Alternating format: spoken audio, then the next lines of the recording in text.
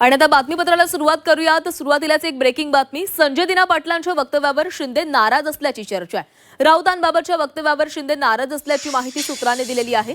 पक्षाची बदनामी होईल अशी वक्तव्य टाळा, एकनाथ शिंदे यांनी सर्व नेत्यांना अशा सूचना केलेल्या आहेत. आणि या संदर्भात अधिक बोलणार आहोत. आमचे प्रतिनिधी कपिल राऊत आपल्यासोबत आहेत. कपिल, संजय दिना पाटलांनी राऊतांसंदर्भात जे वक्तव्य केलं त्यावरून राऊतांनी पोलीस आयुक्तांना पत्र पाठवलं. आता या सगळ्या प्रकरणावरून शिंदे नाराज झालेले आहेत. अशी कोणतीही वक्तव्य करू नका, ती टाळा, असा सल्ला शिंदेंनी आपल्या या नव्या खासदारांना दिलेला आहे. या सर्वच प्रकरणावरती एकनाथ शिंदे नाराज झालेले आहेत आपल्या खासदारांवरती.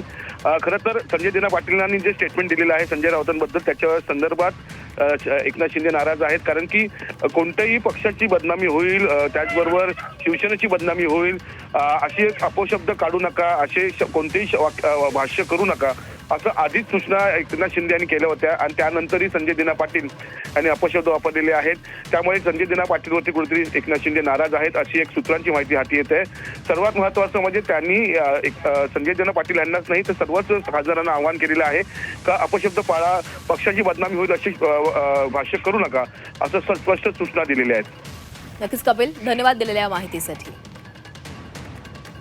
तर संजय पाटलांनी जे वक्तव्य केलेलं होतं त्या वक्तव्यावरून आता एकनाथ शिंदे यांनी नाराजी व्यक्त केलेली आहे. पक्षाची बदनामी होईल अशी कोणतीही वक्तव्य करू नका, ही वक्तव्य टाळा, असा सल्ला त्यांनी दिलेला आहे.